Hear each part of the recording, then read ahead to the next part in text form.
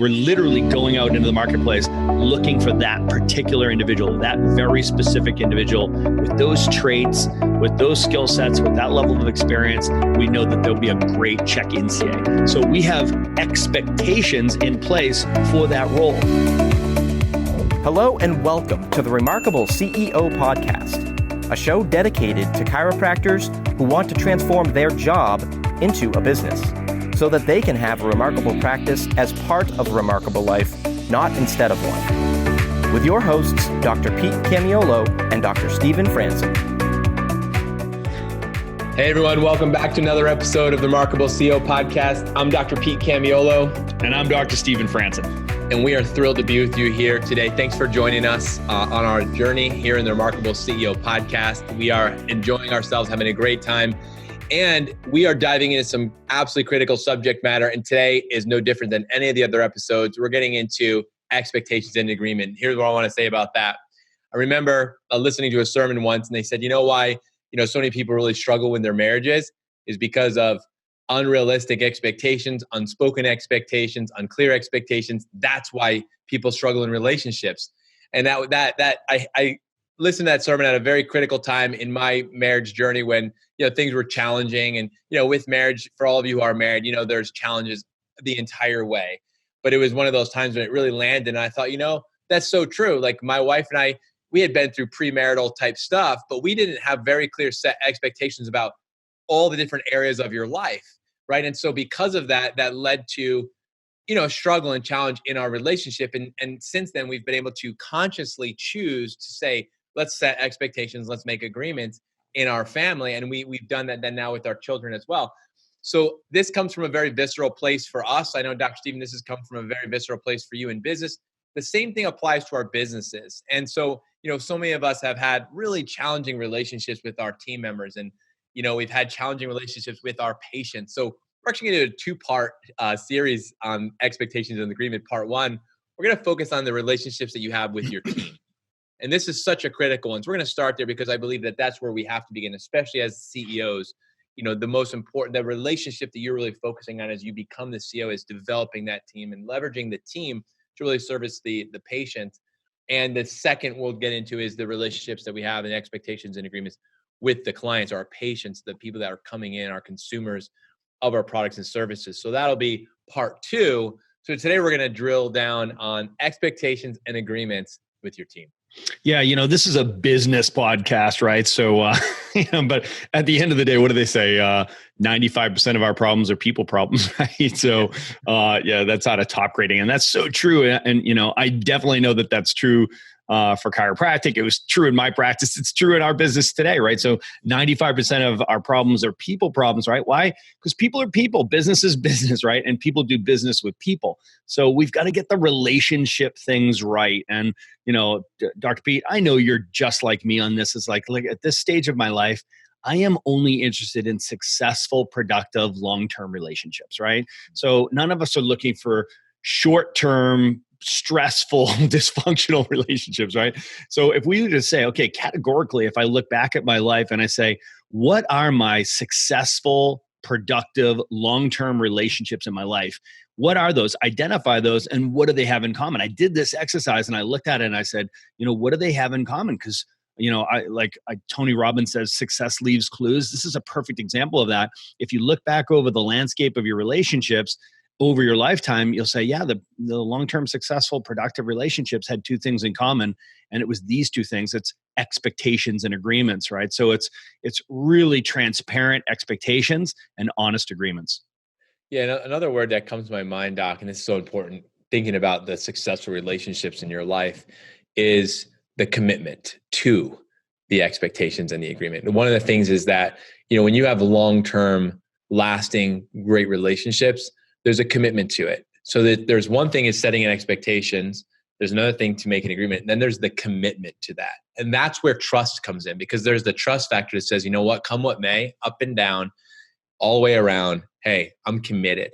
And I think that's really important as well to bring into the conversation of relationships. And I get it's different with a team member because, they're hired, they work. It's not like they have to work there for the rest of their life or anything like that. But they're making a commitment with their time, energy, and focus to work and talent to work in your organization, your company. And so there's a commitment of time. There's a commitment of energy. There's a commitment of focus, commitment of my talents to you. I'm committing 40 hours or 20 hours or 80 hours per week or whatever. I'm making a commitment. And there's a commitment element that comes with the expectation and agreements. We've got to get clear on that and honor the commitments that we make and honor the commitments that the people who make to us, and realize that's our choice. That's a free will choice. You've chosen to make it a commitment. Now with that commitment comes an accountability, right? So commitment leads to that accountability. And that's where the expectations agreements aren't cold, they're warm, right? They become a relation. It's a relationship. I'm so glad you brought that up,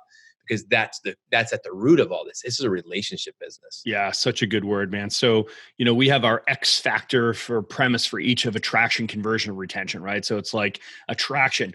Well, your attraction is a reflection of your certainty, and your conversion is a reflection of your conviction. Retention is a reflection of your clarity. Well, your team will be a reflection of your commitment, right? So that word commitment here is just massive. And, what are we committed to? We're committed to our expectations and agreements. So, when you want to have successful, productive, long-term relationships with your team members, you've got to make this a priority. You have to systematize it. You cannot leave it to chance. You have to make sure that there's a process, there's procedures, there's scripting that goes around this. Just like onboarding a new patient into your practice, which, that's all about setting up expectations and agreements. And that's going to be our next episode. The same needs to be said for onboarding a new hire. So when you're onboarding a new hire, you got to think about this from the place of, do we have a process and procedure for each of the stages of that relationship, right? So we identify in the Remarkable practice, we identify 5 stages of that relationship. So there's number 1, there's finding and interviewing good prospects, right? Then there's number 2, the second stage of this relationship is the hiring and onboarding stage. And then there's number 3 is training and equipping your team members. Stage 4 is developing and retaining remarkable team members. And stage 5 is planning and exiting. Yeah, I mean, this is so critical that we do this. So, I love the line, what you win them with, you win them too. And I think it's really important that, we start with the end in mind. We say things like that. And I have a quote that I like to say, which is, where you come from determines where you're going. And it all goes back to intent. It all goes back to the intention. And it all goes back to the beginning. I always like to say everything goes full circle. What goes around comes around, right? That type of stuff. And this is all of that is, what all that's talking about? The dynamic of the human relationships. It's about relationships. Those are relationship discussions. It's so important. And so, you talked about the 5 stages. Now, as you're listening to this, and you're a CEO on the other end of this podcast or not, but we're speaking to you as you're the CEO.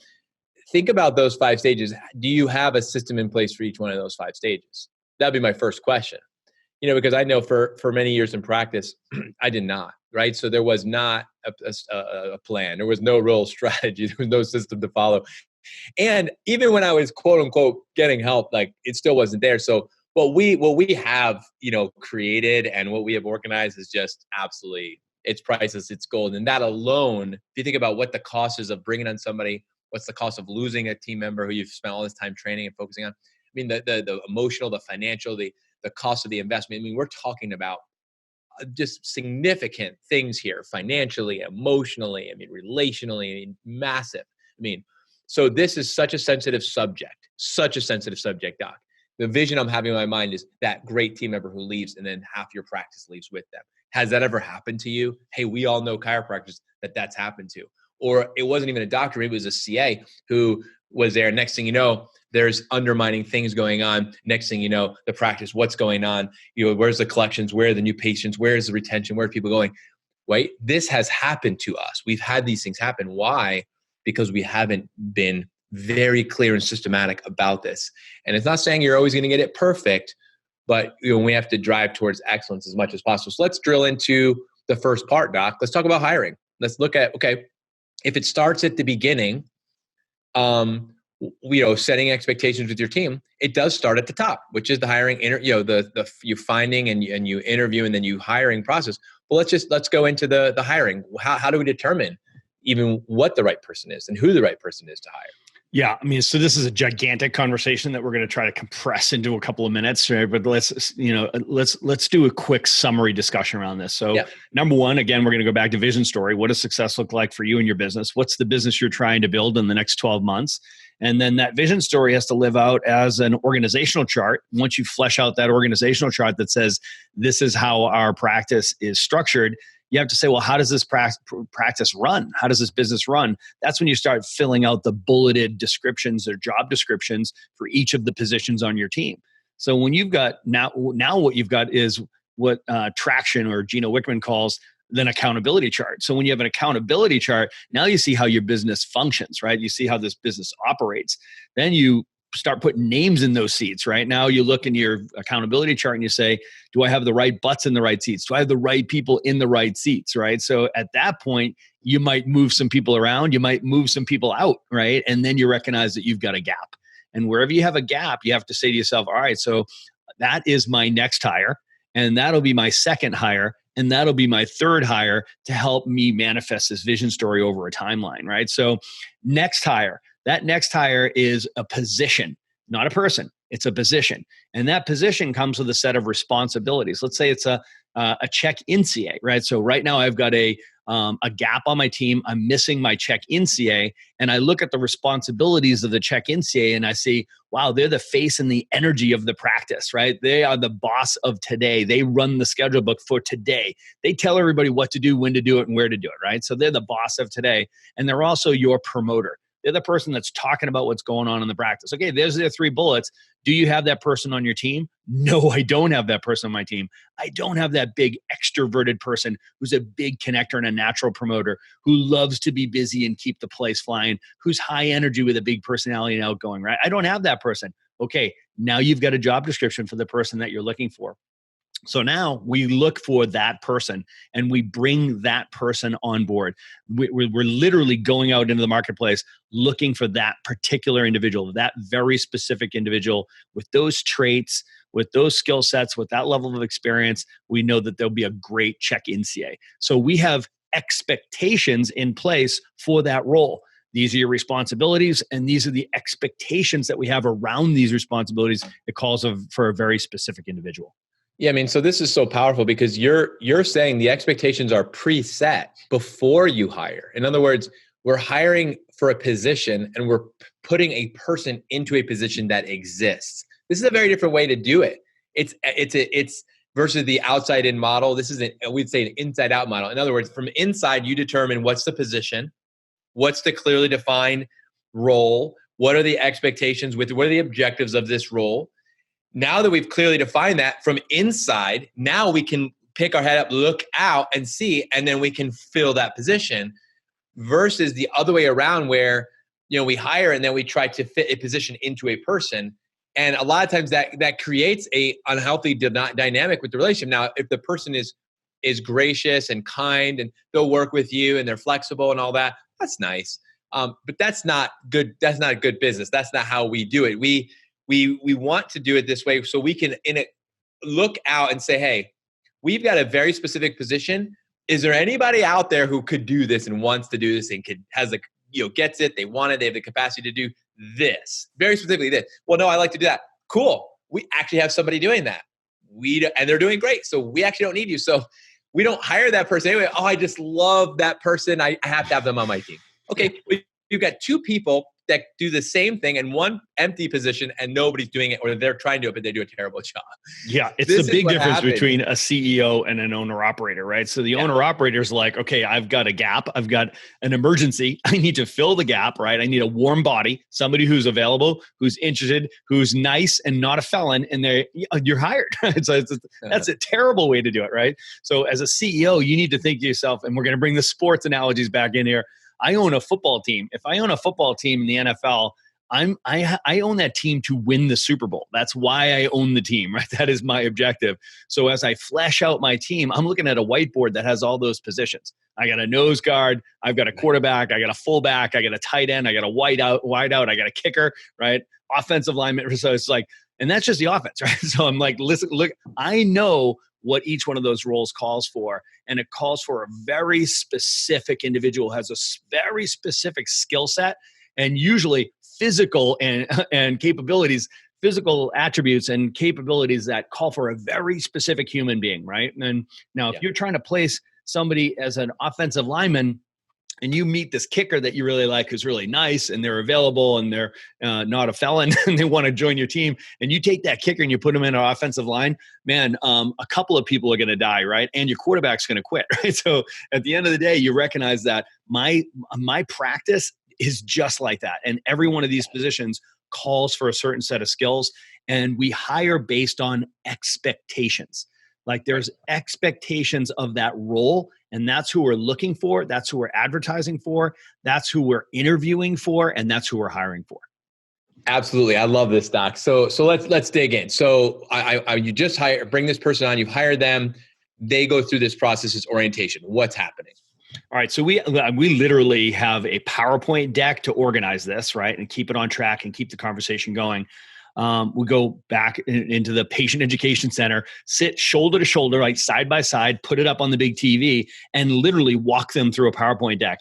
And I always just say, hey, I hope this isn't awkward. Forgive the formality, but I want to take you through what we call a new hire orientation, because it's critically important that you understand our practice from the perspective of our vision for what we're going to do here, the dent we're going to make in the universe, our purpose, our mission, our premise. I want to talk to you about our office culture. I want to talk to you about our systems, processes, procedures, flow, and really set down a solid set of expectations and agreements, right? So it's been my experience in my life that with all of my long-term successful and productive relationships, they always started with two things: expectations and agreements. So transparent expectations and honest agreements. So that's the objective of this meeting right now. So that's loosely the script of what happens during that orientation. And then I'll say, my expectations are by the end of this is I will be able to say to you, so do you understand what's expected of you? What is expected of you to make this a successful relationship, and what you can expect from us? And I'd like to hear from you. What do you expect to bring to this relationship, and what do you expect from us? Right? It just creates this really awesome conversation. I love how you're discussing that it's a conversation, because we say, chime in and buy in are connected, right? So the conversation is, hey, you're a human being, you add value. We want to hear what you have to say. You have a voice here. And I love that right from the beginning of a new person coming in and on board. It's like, hey, you have a voice here, you have a part here. We want to hear what you have to say, and I want to know how you feel and think about this. I love how that's part of this process, where it's not just you're talking at somebody, talking with somebody. Very different dynamic. And I love shoulder to shoulder. There's something really powerful about that as well. Just, hey, we're both we're doing this together. Like we're linking arms together. And I love, so just, I'm pointing this out because as you're listening, you dropped a few very important things that if you don't catch the nuance of that, like you might just be like, oh, I just want that PowerPoint presentation. Ooh, no, we missed it. Like there was like 17 other things that make this so powerful. And those are a few things that really jumped out to me. So someone goes through this process, you go through this process with somebody, and then you launch them into they're now launched in their position. They're now welcomed onto the team, but there's another step, and we're not going to be able to go into all of this here today, but there's following onboarding, right? That's just really that's the orientation. There's the onboarding chapter of the relationship. Yeah, Dr. Pete, I mean, literally, we're just scratching the surface of this, because in onboarding, we have, in the Remarkable Practice, we have actually an infographic that says 10 steps to onboarding a remarkable CA, right? So there's the orientation, the new hire orientation is one of the 10 steps of onboarding, right? So guys, we could be 3 hours on this topic, but at the end of the day, what you have to recognize is that this is a thorough process, because I'd rather slow down to speed up. So top grading teaches us that if we were to hire the wrong person, it's going to cost us 3 times their salary that year. And if we lose the right person, it's going to cost us 5 times their salary that year. That should scare the crap out of you, right? So it's like, slow down to speed up. Do this right. Okay, this is critically important. You are creating your business. Your team is your business. you are creating your business. These are the people that you're going to get to work side by side. You're going to be relying on them, and you've got to make a commitment to A players only. And A players want to be onboarded properly. They want to have total clarity. So when you're going through that PowerPoint deck, they want to be inspired by your vision story, by your purpose statement, by your mission statement, by your premise. They want to see the level of professionalism where you talk to them about the priorities of this practice, right? So we are first and foremost a healing institution where people find a better way to better health. We are a patient education center where we're not only changing bodies, we're changing minds. We're changing minds so we change behavior, so we change how do we change health outcomes. So we are a practice that's committed to educating our community, not just adjusting them, right? And we are a training institution. We train like lives depend on it, because they do, right? So these expectations and agreements, each one of these has a slide, guys. You have to understand, like, put the slide up, talk it down from the very beginning. This is first date, second date, third date stuff, guys. This is when you lay it down. This is when you say, okay, listen, I want you to have total clarity around what's expected of you and the culture of this place, how we run it, what's important here, and I want to make sure that you agree with me. Thanks for listening to this episode of the Remarkable CEO Podcast. Remember, what the world needs now is chiropractic, and what chiropractic needs now is more successful chiropractors. If you like this podcast, please subscribe, share with a friend, and leave us a review. And if you'd like to connect with us personally, direct message us on Facebook, LinkedIn, or Instagram. Now go and be remarkable.